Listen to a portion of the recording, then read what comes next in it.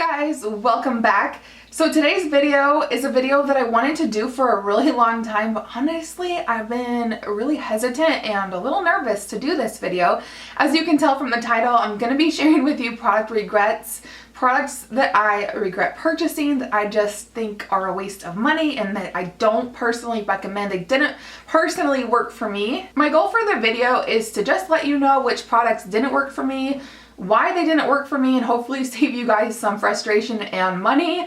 But you know what, at the same time, everybody's different. So if I have a product in my pile here that just didn't work for me and I don't personally like it, you know, there's probably somebody out there, more than one person, that loves that product, and that's totally fine. These are just my opinions, so I don't mean to offend anybody. I just wanted to throw that out there. Now, I do want to point out the fact that I'm a huge advocate for returning stuff that doesn't work out for you, but I've only recently started returning stuff that doesn't work out for me. I used to feel too nervous or I felt bad about it, but you know what? That's a cost of doing business. If stores like Sephora welcome returns and they have a great return policy, definitely take advantage of it. Some of this stuff I purchased a while ago, and that was before I got in a good habit of returning stuff, or I couldn't return it because I purchased it online, or just it was too big of a hassle to return, or I was just lazy and forgot about it. So with all that being said, let's finally jump in and talk about products I regret purchasing. First up is a palette by Maybelline, an eyeshadow palette, and this is the Maybelline The Nudes palette. This was one of the first eyeshadow palettes I feel like that was trying to do something similar to the Urban Decay Naked palette at the drugstore. I don't know if you guys remember like when this came out, but it was like one of the first ones, and I got it. So excited to find a palette like this at the drugstore, and this sucks. Most of the eyeshadows in here are so patchy and not very pigmented. There are just a couple that swatch really well. When you put them on the eyes, they're dusty and they all blend together and give you a really muddy look, and they're just not good. I think the color range on this was really good. I think they did a really great job of giving you some transition colors, some crease colors, transition colors, some lid colors, highlight colors, and a black, which is always great in a palette, but the execution, the quality is just not there. Another eyeshadow palette that I feel like is kind of the same, what's the word? They were trying to do the same thing as like the Naked palette, and it actually says on here, it says shades like a leading $50 eyeshadow palette, which is obviously the Naked palette they're talking about from Urban Decay. This is the CoverGirl True Naked Nudes palette. Ugh, I wish this worked for me, and I've heard so many people love this palette, and I'm just so sad that it didn't work for me. The same thing with this palette is that they're so dusty and powdery. They go on okay and they look okay. They're not pigmented at all. So if you're not looking for a super pigmented eyeshadow, which kind of defeats the purpose, it's okay, but they do all blend together and blend away. These colors though, they swatch so beautifully. Like if you swatch them on the hand and you're just reviewing it by doing hand swatches, you're gonna think that it's good quality, but when you actually apply it on the eyes, they blend off. The beautiful lid colors, like the more shimmery lid colors, will just dust off and blend away, and the darker colors will just all blend together to create one really ugly muddy color, which is just no good. And like I said, I've heard so many great reviews on these CoverGirl True Naked palettes. They have the one in roses and they have the one in goldens. I think they're golden, so there are two different ones other than this nudes one. And I've heard that they're good, but I just don't see it. I don't know if people are just swatching them and giving their review that way, but as far as application goes, bottom line, this is no good. The next item that I regret purchasing is a real stinger to the heart because A, it was expensive, and B, I love all the products from this line. It's a Sephora Pro brush. This one is, what are you? You are a Pro Domed Stippling Brush number 41. And so it's a dual fiber brushes, and I got this specifically to wear with the Kat Von D Lock-It, Lock-It Tattoo Foundation, which if you're not familiar is a super full coverage, just like a wham bam, like flawless full coverage foundation, and I thought that I could get it to work for my dry skin by using this dual fiber brush. It's big, so you can really cover a lot of real estate in a really fast time. synthetic bristles, so perfect for liquid products. A few reasons why this just did not work out for me. The main reason is because this one sheds like crazy, and maybe I got a defective one, and I'm not quite sure why I never returned it, because I definitely should have, because it was defective. I would apply the foundation, not just the Kat Von D, but I tried multiple foundations with it, and just so many bristles on the face. It's so frustrating. I can't even want to deal with a shedding brush, especially one that's expensive. This one I think was at least $30. Speaking of the Sephora Pro brushes, or Sephora brushes in general, I just got that in my hair.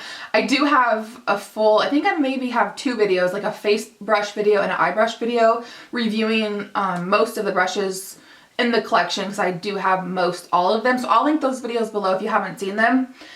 But yeah, I love the brushes, and this was painful because it just sheds. You can even see it shedding, like it's shedding right now. Because this brush sheds so terribly, I just could never get a good application of foundation. I always would have to switch brushes in the middle because I couldn't deal with all the shedding on my face.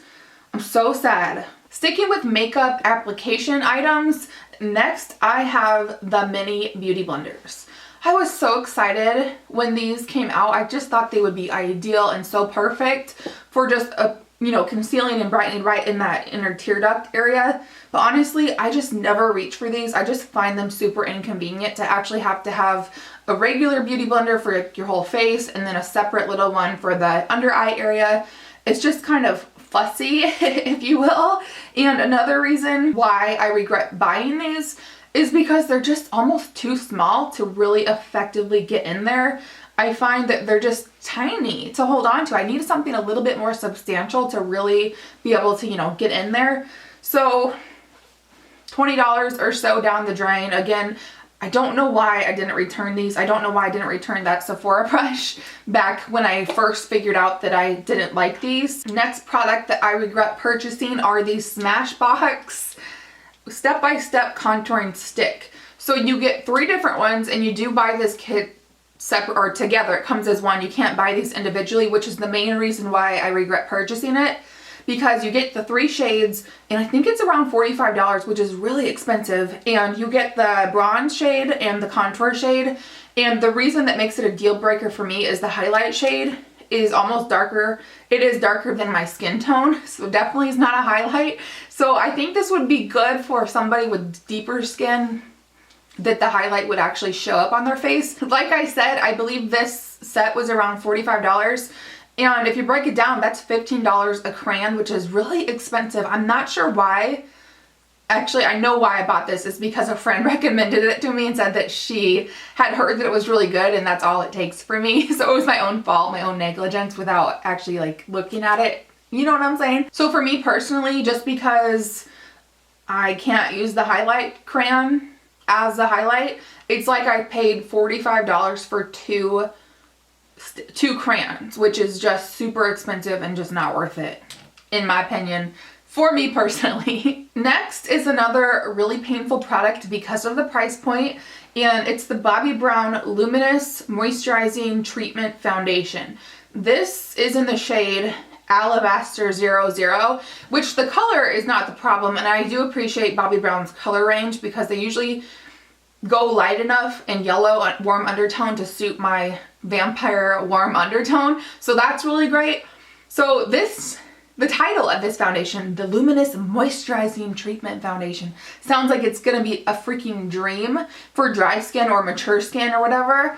No. This foundation is sheer to medium coverage. You can definitely build it up to a medium coverage, which is fine, but it clings to dry skin. It clings to dry skin that I didn't even know I had on my face. I could freshly exfoliate my face, prep my skin with skincare, and make it just ready to rock and roll. And this would cling to dry patches that I swear weren't even there before I put this on. It also doesn't look good around fine lines and wrinkles. I just feel like the name of this foundation is so misleading, which really sucks. And I ordered mine off of Bobbi Brown's website, and I've had this now for probably way too long. I should have returned it right when I figured out that it didn't work out for me. So right now it's probably way too long to return it because it's probably been over a year. So that's my own fault. That's why I definitely encourage you guys to return products that don't work for you, because it's just silly to have something like that you paid good money for sitting and it just doesn't work for you. Bottom line, I was super disappointed with this, and I feel like the name is so misleading. Another Bobbi Brown product, which was $40, is this new Intensive Skin Serum Concealer. I have mine in the shade Warm Ivory number 3. The shade works for me, that's not really the issue. It looks like that. This I regret purchasing because it's just really low coverage, and when I'm using a concealer specifically, I use this one, or I want to use this one for under my eyes to really counteract the discoloration, the dark circles, as we all like to do. But having a sheer, more sheer to maybe medium coverage concealer is just worthless. And the main reason why I'm disappointed and regret purchasing this is because, well, it was $40 for one thing. And secondly is because the Bare Minerals serum concealer treatment or something like that is basically the same thing for half the price. It's only $20, I think. And it has full coverage and it's still lightweight. Like, this is lightweight, still very lightweight, and just, you don't really feel it on your skin, easy to work with. But this one has sheer coverage, sheer medium coverage, and doesn't cover effectively. And the Bare Minerals, half the price, does a great job. Now, if you for some reason don't have discoloration under your eyes and don't need to brighten or counter-correct dark circles, A, I'm jealous of you, and B, that's the case that I would recommend this $40 expensive concealer to you. If you want to shell out $40 for a sheer to medium coverage concealer that just doesn't cover. There you go.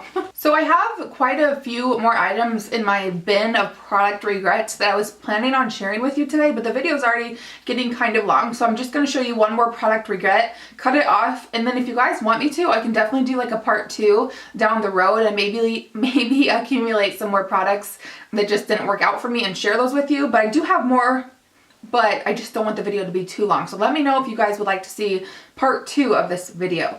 So my last product that really sucks is the Batiste dry shampoo in the dark and deep brown. It says a hint of color, dark and deep brown. I love Batiste dry shampoo. The regular one that's not the colored tint does leave a little bit of a white cast, you know, so I do have to really fuss with brushing it out. But you know what, for the price it's still a really great dry shampoo, but a little bit fussy. So I figured that the dark tone would be great to, you know, not have the white cast, but still get the great oil absorbing and soaking up and texture that the Batiste offers.